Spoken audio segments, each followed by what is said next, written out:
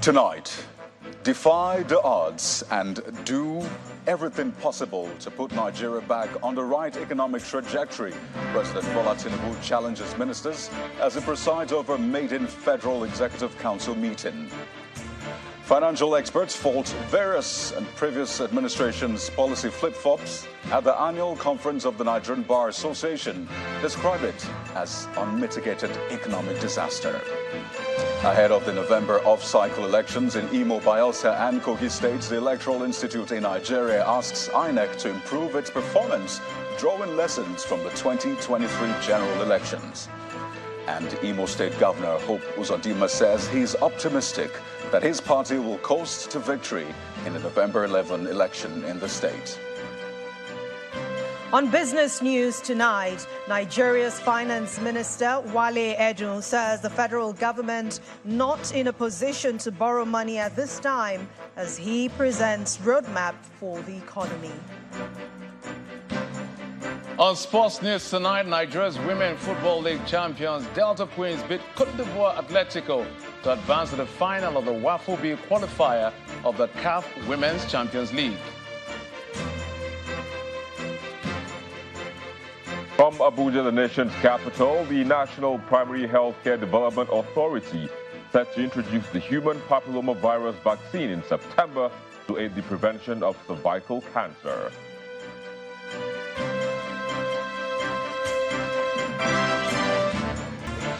Work hard and be committed to creating a buoyant economy that will serve every Nigerian. But that's the president's challenge to his members of cabinet at the very first Federal Executive Council meeting under his administration.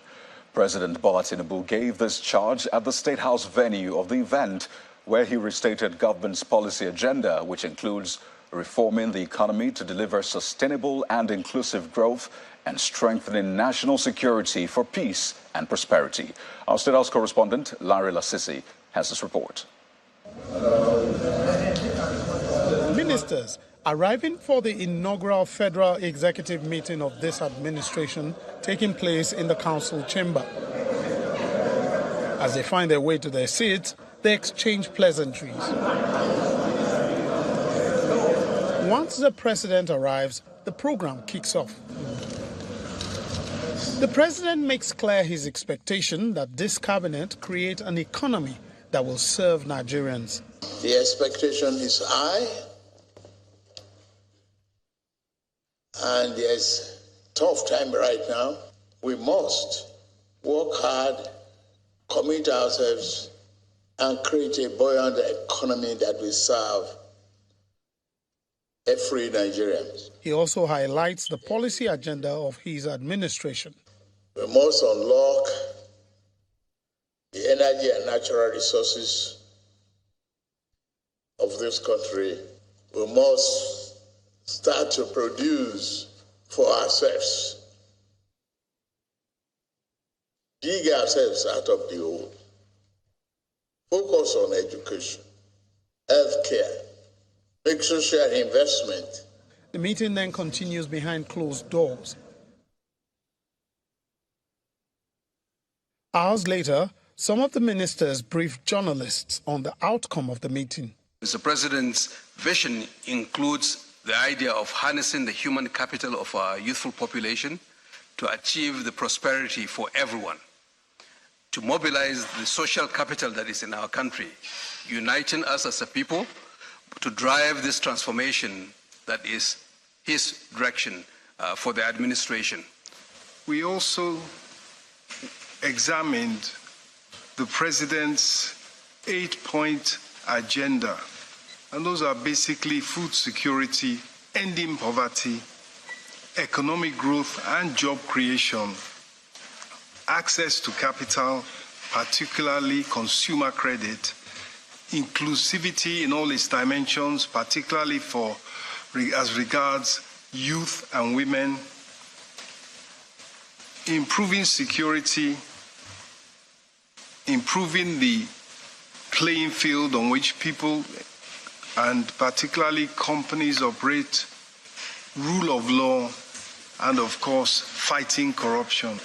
His Excellency has mandated that we should improve, and we're working on improving the number of jobs created, and this is going to be through revamping the MSMEs and improving industrialization in Nigeria. Mr. President, by the first during his campaign, he promised 50 million jobs, and that's our target. So coming out of this meeting, the ministers say they're energized and they're going out to make Nigerians feel the positive impact of this administration's efforts as soon as possible. From the presidential villa, Lanre Lasese, Channels Television News. Meanwhile, it seems the president is not mincing words on his readiness to take decisive action against any minister that falls below expectations. According to presidential spokesperson Ajuri Ngalale, reform committees had been set up to look at the achievements of the former administration across sectors. This will then form benchmarks for the new cabinet members. Mr. Ngalale was speaking on our breakfast program, Sunrise Daily. In the interim period between the time he won the election and the time he was sworn in, he had actually set up a series of reform committees across all the sectors and basically looked at exactly what His Excellency President Muhammadu Buhari had achieved and said, this is what we want to do to build on these achievements. And I'm talking in specific detailed terms within these sectors, and saying, look, we're going to effectively implement a plan within a certain amount of time based on time-based benchmarks that we will now, when the ministers come in, we'll be able to measure their performance against. So every minister coming in absolutely knows what they have to achieve within the time frame that's been given to them by the president, and that's something in the history of Nigerian governance we've never seen before.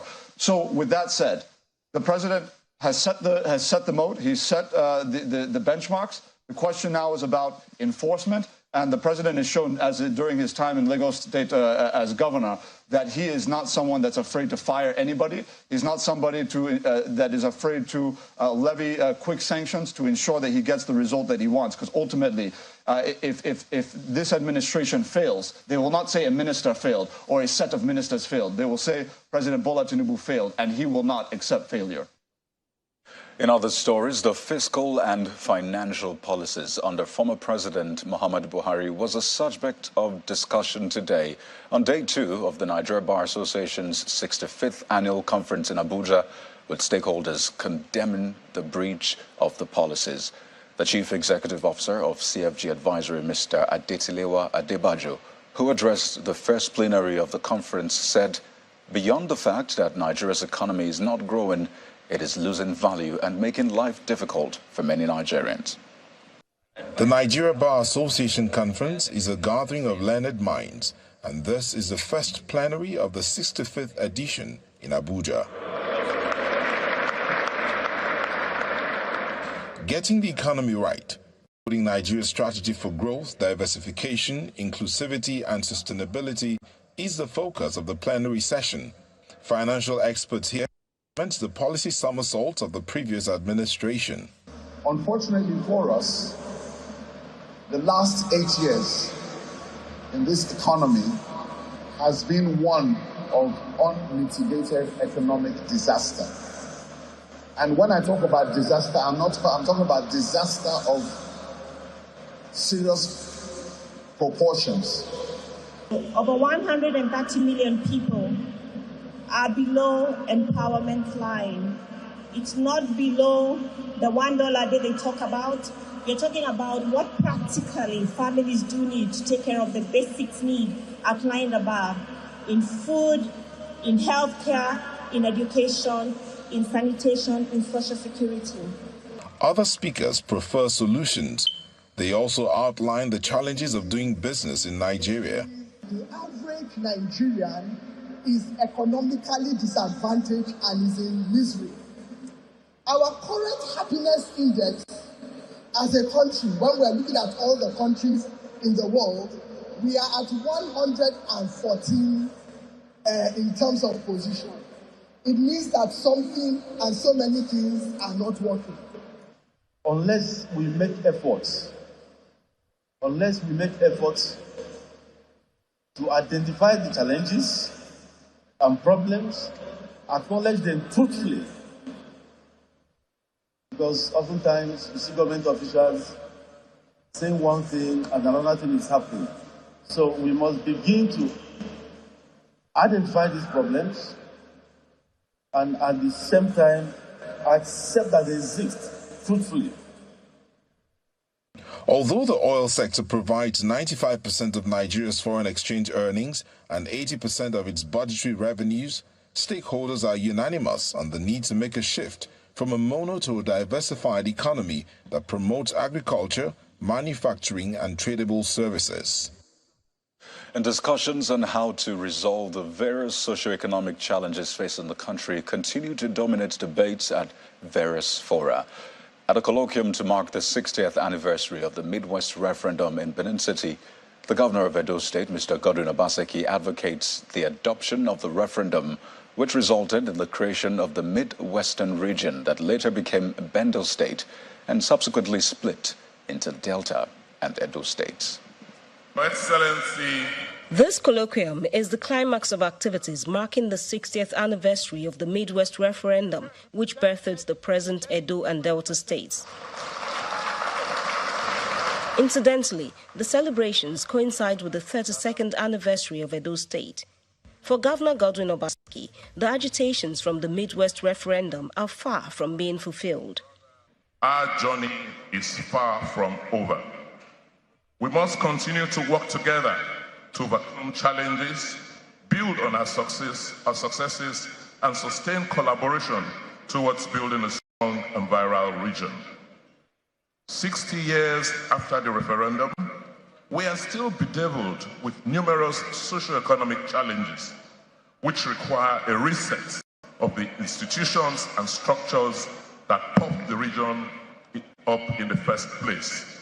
The opening remarks by Mr. Obaseki sets the tone for the discussions as the panelists delve into the impact of referendums amid present calls for restructuring Nigeria. In a thoroughgoing federal government, the powers that inhere in the states cannot be taken over by the federal government. If those powers are taken over, the system ceases to be federal. Countries that adopt the federal principles don't need to comply with the textbook prescriptions. They should only use these principles as guidelines for working out what is best for them. The military in 1966 killed federalism and imposed unitarism. Unitarism is the direct opposite of federalism. There's a key element there which we must recognize, which is supposed to sustain the next phase of the struggle. That key element is what we call derivation. That in a federal arrangement, the constituent units have control over their own resources, out of which they pay a tax to run a central government. His Excellency, the Comrade, Senator Adams Aliu Oshomole. There is time for goodwill messages from former Edo State governors, Senator Adams Oshomole and Professor Serime Osumbo. Their messages did not deviate from the topic of restructuring. If we were still under Western Nigeria, will a small man like me have become the governor of this state? Maybe Obaseki can because he's taller and he's maybe Osumbo. So I think that it is not exactly a failure. Maybe there is a gap as usual between what we could be and where we are. But obviously, we are a lot better off. I will have to defend it and protect it. There has been talk about restructuring, and I agree that we need restructuring, resource control, fiscal federalism, and what have you. But the resistance that we are experiencing is due to the fact that when people have become accustomed to enjoying advantages, they will fight to retain those advantages. It's been 60 years since the Midwest referendum, where the Midwest region was carved out from the old Western region. Today, many of the state actors from the Midwest region, now South Nigeria, believe that the clamor for restructuring of the Nigerian state should remain in the front burner.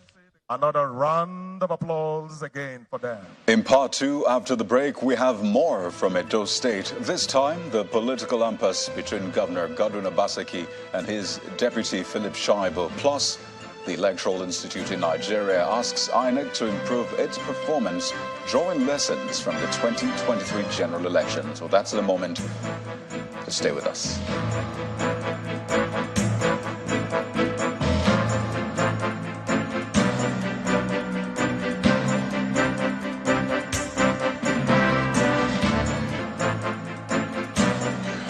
Welcome back. If you've just joined us, you're watching the news at 10, coming to you live from Channels Television. Here's a reminder of our top stories. Defy the odds and do everything possible to put Nigeria back on the right economic trajectory. President Bola Tinubu challenges ministers as he presides over a maiden Federal Executive Council meeting. Financial experts fault previous administration's policy flip-flops at the annual conference of the Nigerian Bar Association, describe it as a mitigated economic disaster. Ahead of the November off-cycle elections, the Electoral Institute in Nigeria asks INEC to improve its performance and conduct in the Bayelsa, Kogi and Imo State elections by drawing lessons from the immediate past exercise. And Imo State Governor Hope Uzodinma says he's optimistic that his party will coast to victory in the November governorship election in the state.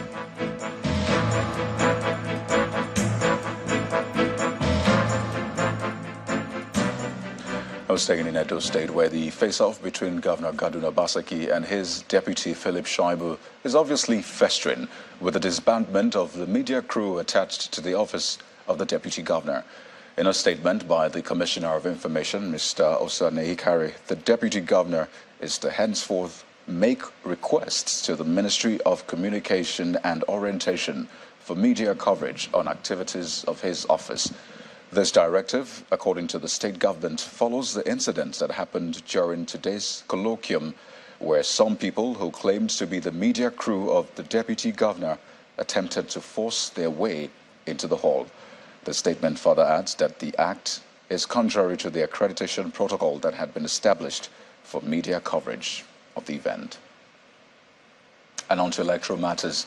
Ahead of the November governorship elections in Kogi, Imo and Bayelsa State, the Electoral Institute in Nigeria is asking INEC to draw lessons from the conduct of the 2023 general elections for improved performance. The need to study the various post-election reports and improve performances in areas such as logistics and technology deployment, as well as results management, formed the core of discussions at the Professor Abubakar Momo Memorial Lecture in Abuja. Some of the participants believe that the upcoming state elections provide INEC an opportunity to correct the anomalies recorded in the last elections. Some national commissioners of the Independent National Electoral Commission, INEC, representatives of political parties, and the civil society organizations gather at the main conference hall of the Electoral Institute in Abuja for the annual memorial lecture of Professor Abubakar Momo, who was the Director General of the Institute between 2013 and 2017. While the occasion affords INEC the opportunity to remember the contributions of late Professor Abubakar Momo to electoral reforms in the country, the focus of the discussions here is about the lessons that INEC can draw from the 2023 general elections to better its performances in upcoming state elections. The successful conduct of the 2023 general elections provides a pedestal upon which we prepare for the forthcoming off-cycle governorship elections.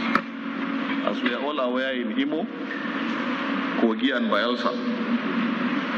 Therefore, it's very, very critical and important and imperative to draw insight from what happened in 2023, taking a critical look of what went wrong, what needs to be improved, as well as to avoid the mistakes and pitfalls of 2023 general elections.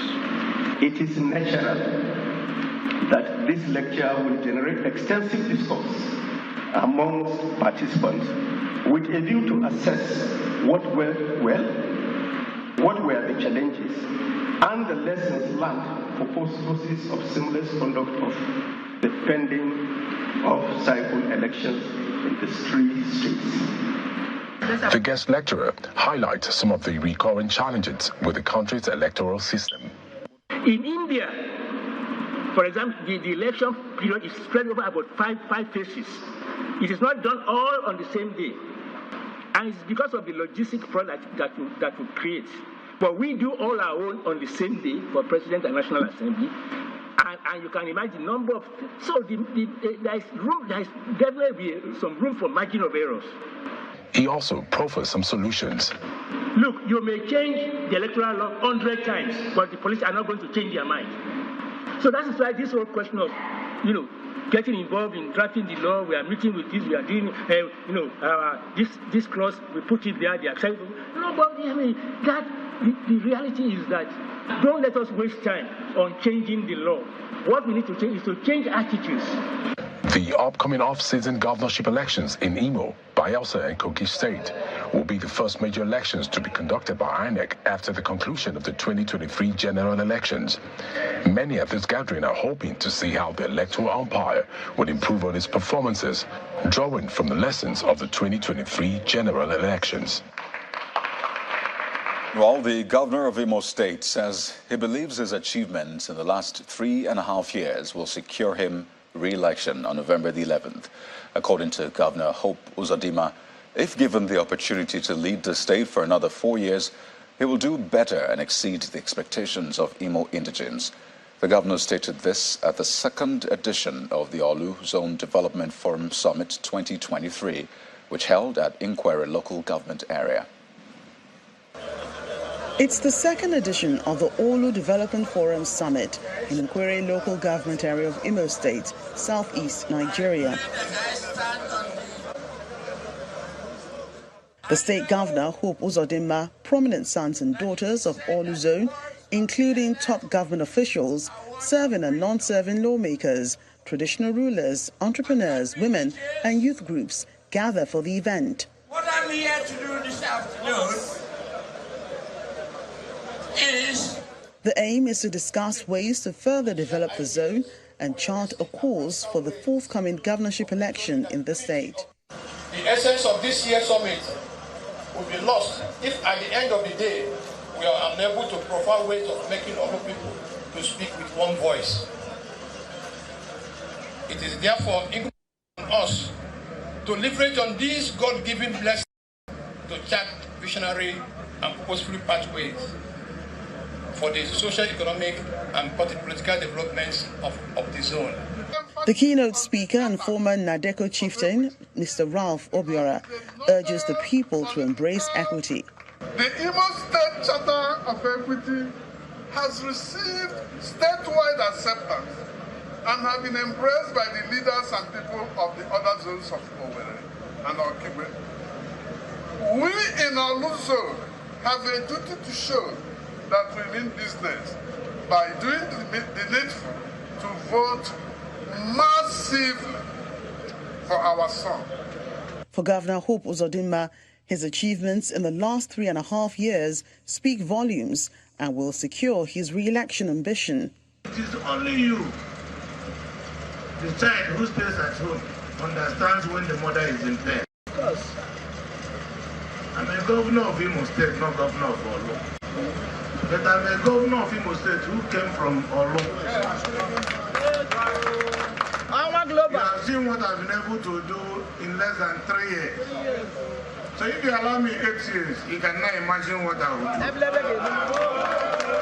So while their campaign is based on promises, my campaign is starting from you, seeing what I have done. Thereafter, participants at the summit move a motion for the adoption and endorsement of Governor Uzodimma as their sole candidate for the election.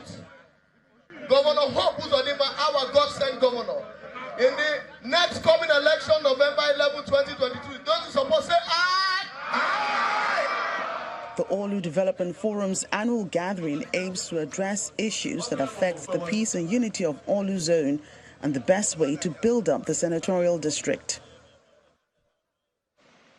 Away from politics, the Police Service Commission has compulsorily retired 4 Deputy Inspectors General of Police from active service.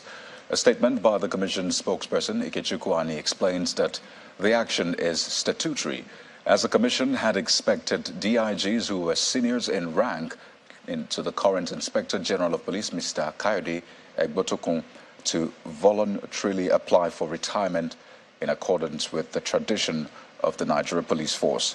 Those affected are DIG in charge of Finance and Administration, Dan Malam Mohammed, Moses Jitabo of Information, Communication and Technology, Fiz Inowa of the Department of Logistics and Supply, and Bode Adeleke, who heads the Operations Department.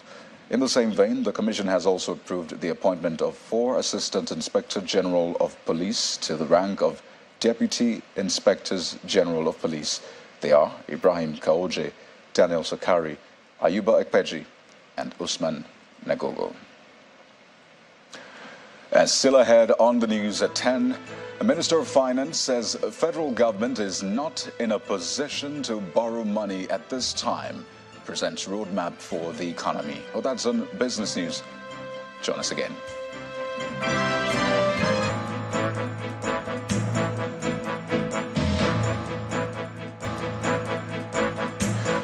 For more on the news at 10, let's head over to our Abuja studios where Victor Matthias is sitting by. It's good to see you again, Victor.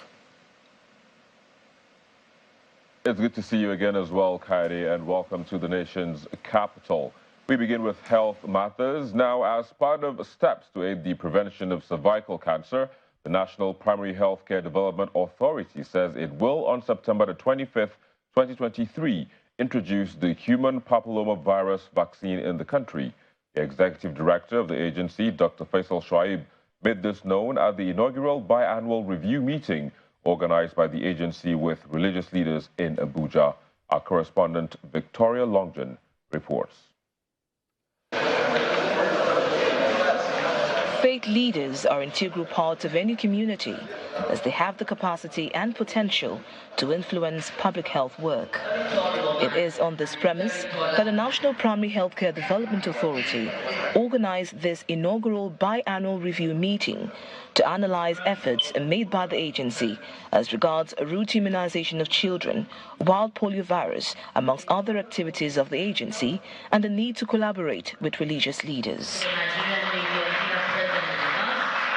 Leaders of both Christian and Muslim faith are represented here, and the President General of the Nigeria Supreme Council of Islamic Affairs, His Eminence, the Sultan of Sokoto, Muhammadu Sa'ad Abubakar III, in his remarks, pledged to continue engagements and collaboration, while urging other religious leaders to hold politicians to account to improve the health sector. The importance of coming together to fight a common enemy.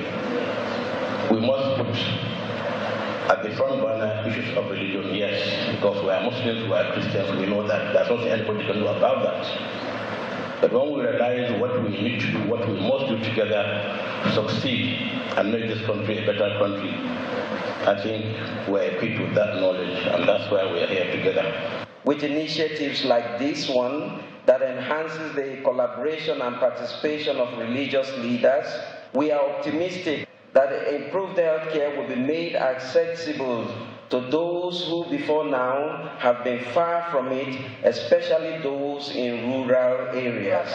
Dr. Faisal Shoaib, the Executive Secretary of the National Primary Healthcare Development Agency, but also soliciting the collaboration of religious leaders, announced progress made by the agency to prevent the scourge of cervical cancer. On the 25th of September this year, we will be introducing a vaccine, the HPV vaccine, that prevents cervical cancer when given to our daughters between the ages of 9 to 15 years.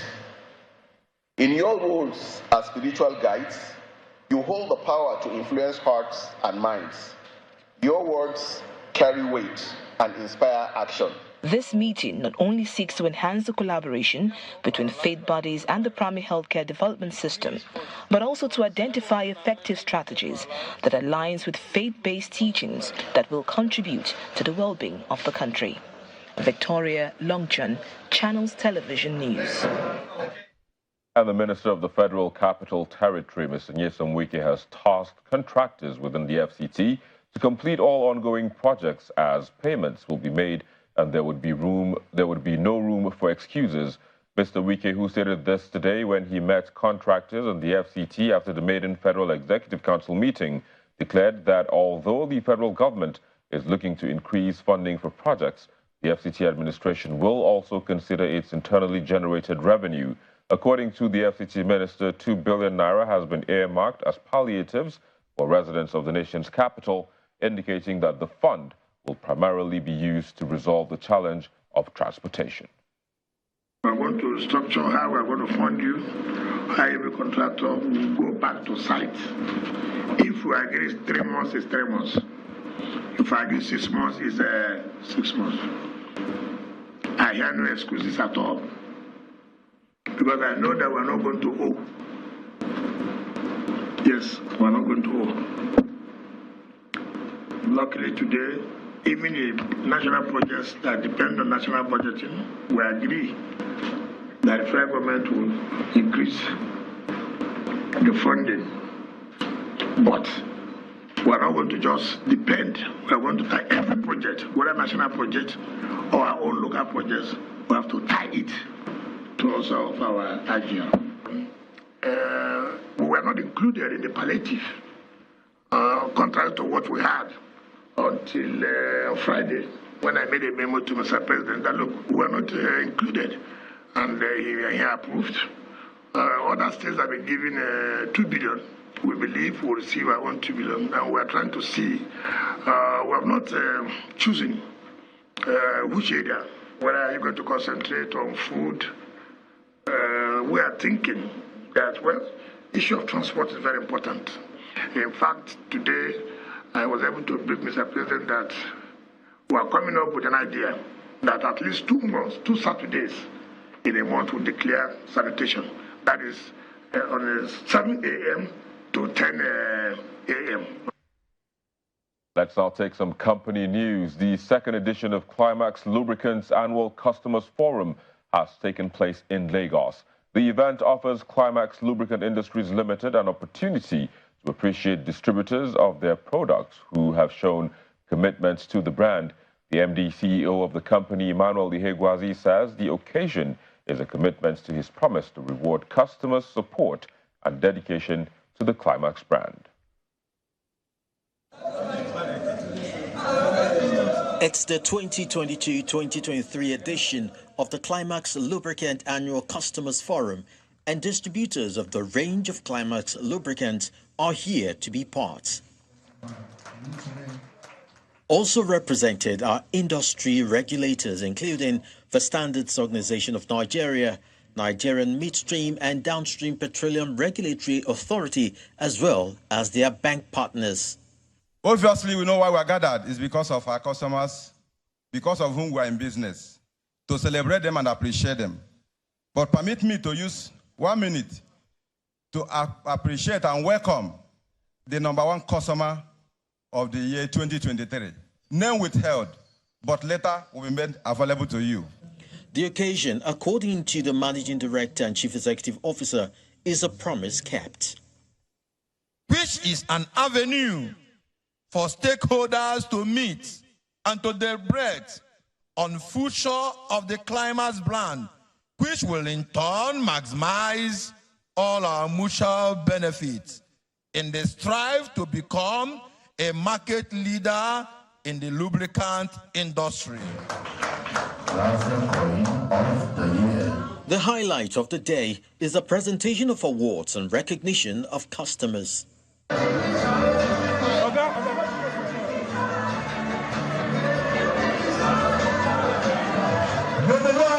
goes to no other person but OC and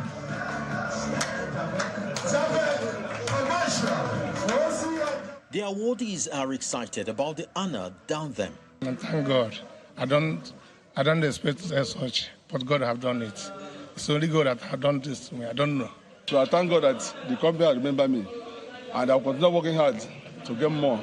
Following due process and certification, the Climax lubricant, with almost 40 brands, now has a presence in 5 African countries, including Mali, Sierra Leone, and Congo.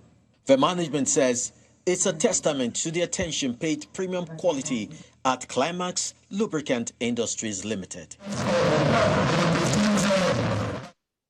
That's it from the nation's capital, but the news at 10 continues with Ann Wawodo in Lagos, who has the latest from the world of business.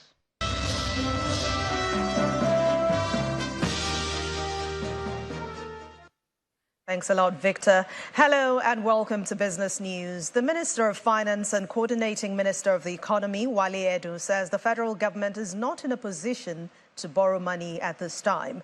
He made this known today while briefing State House correspondents at the end of the inaugural Federal Executive Council meeting presided over by President Tinubu as he presented the roadmap for the economy. The minister explains that the emphasis is on how to create a macroeconomic environment where both local and foreign investors will invest and increase production. Clearly, the federal government is not in a position to borrow at this time.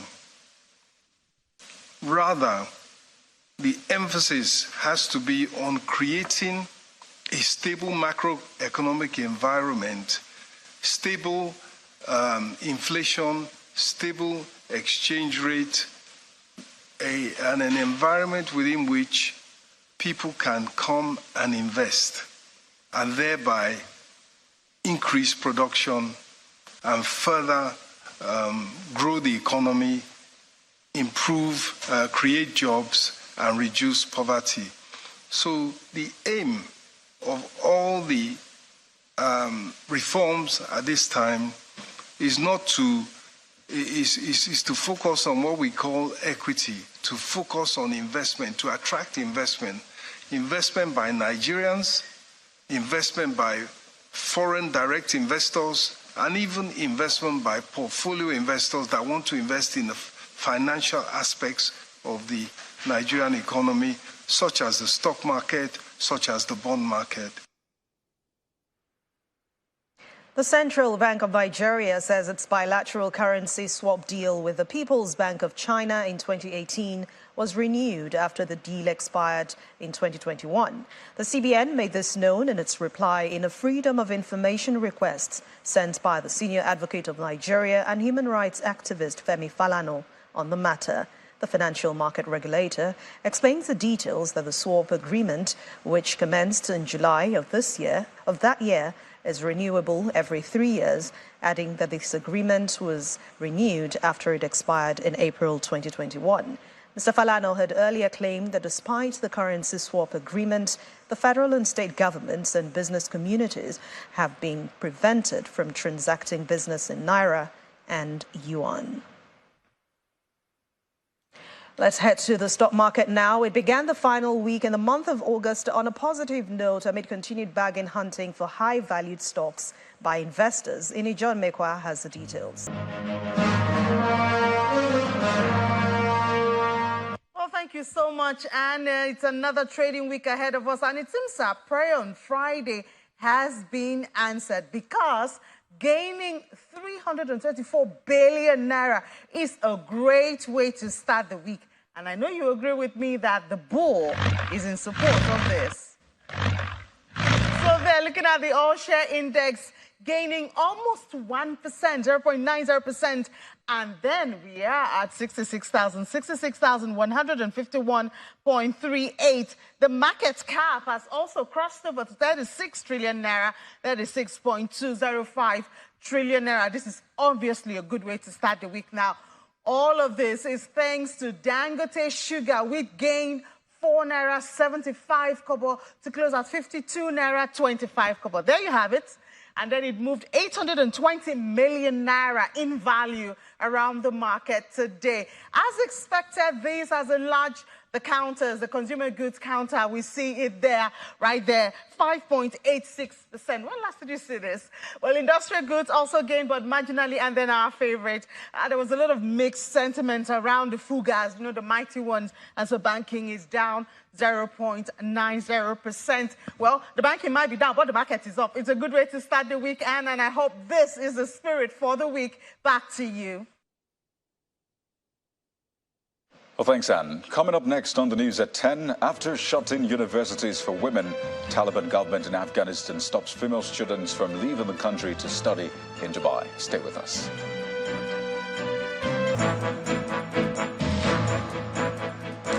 An Afghanistan student has been stopped from traveling to Dubai for studies after Taliban officials told her that girls are not allowed to leave Afghanistan on student visas after the Taliban has shut universities for women. Here's Simon Pusa with the rest of the story and more in Around the World in 5. Good evening and welcome to the Channel studios here in London with your international news around the world in 5. Protesters in Libya have blocked major roads in Tripoli, demonstrating against their foreign minister meeting with his Israeli counterpart. Libya, a strong backer of the Palestinian cause, does not recognise Israel, and the meeting has sparked protests in the majority Arab state. Libya's Prime Minister has suspended Eli Cohen, who said the historic meeting was the first step in establishing relations with Libya. However, Libya's Presidential Council, which represents its 3 provinces, said it was illegal to normalise relations with Israel. The mother of the Spanish Football Federation president, Luis Rubiales, has gone on hunger strike because of the inhuman hunt against her son. Media gathered outside the church after Angelis Bejar locked herself in the building in Motril. There has been widespread criticism of Rubiales after he kissed the forward Jenny Hermoso on the lips following Spain's Women's World Cup final win. FIFA, the sport's world governing body, suspended him on Saturday. Players and a string of coaches on the women's squad are demanding he go, and the government also wants him out, while members of the England team are also behind Hermoso. The pictures and the videos speak for themselves, so hopefully, the federations do what's right, and we know what's right. I know that we've got 2 players that play for Barcelona and they're obviously in regular contact. But I think, like I said, with the statement that we put out earlier, we just want to make sure that they've got our support, and if they can get as many people that can create that, then we're more powerful.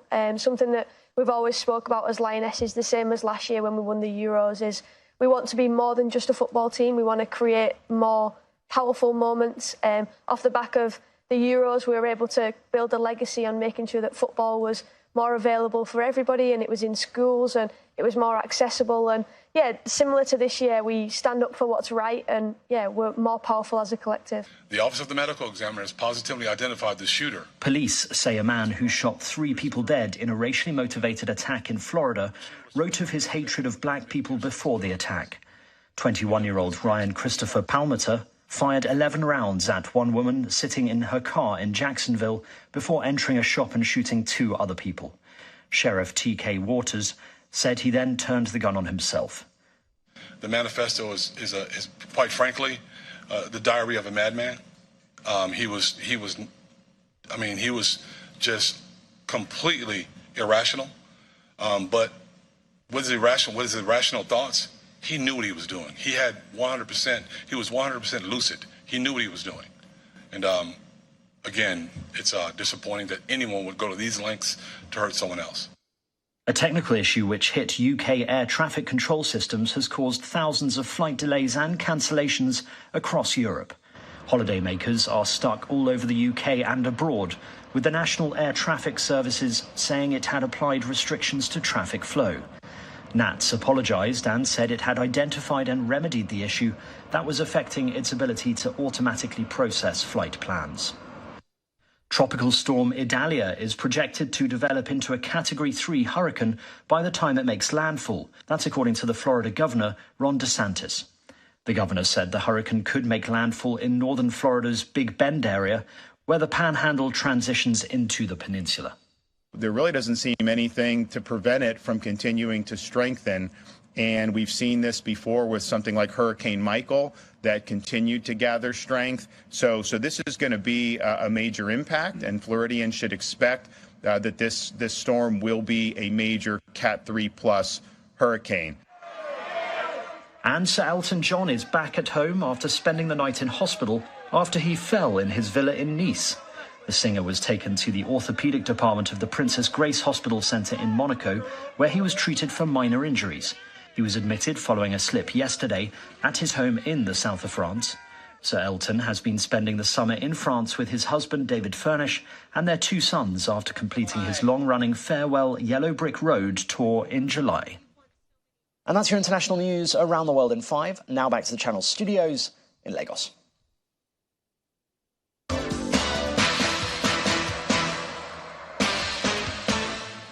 Thanks, Simon. Back here in Nigeria, Nigeria's Delta Queens are through to the final of the West Africa Zone B qualifier for the Women's CAF Champions League.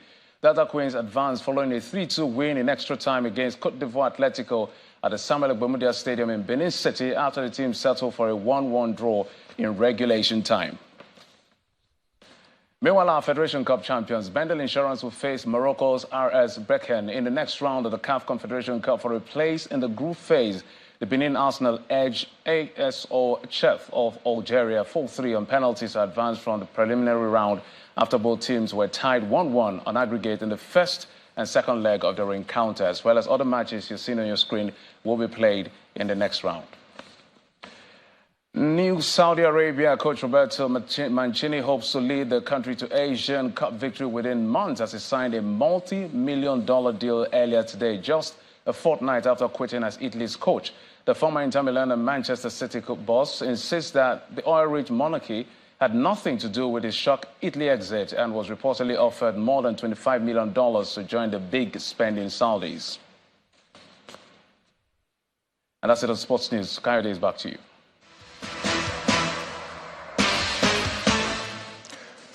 Thank you, Jeffrey. And the main news again. President Bola Tinubu today presided over the maiden Federal Executive Council meeting where he challenged his cabinet to defy the odds and do everything possible to put Nigeria back on the right economic trajectory. And that's the news at 10 for tonight, everyone. Thank you for watching. I'm Coyote Okikelu. To have a wonderful night rest.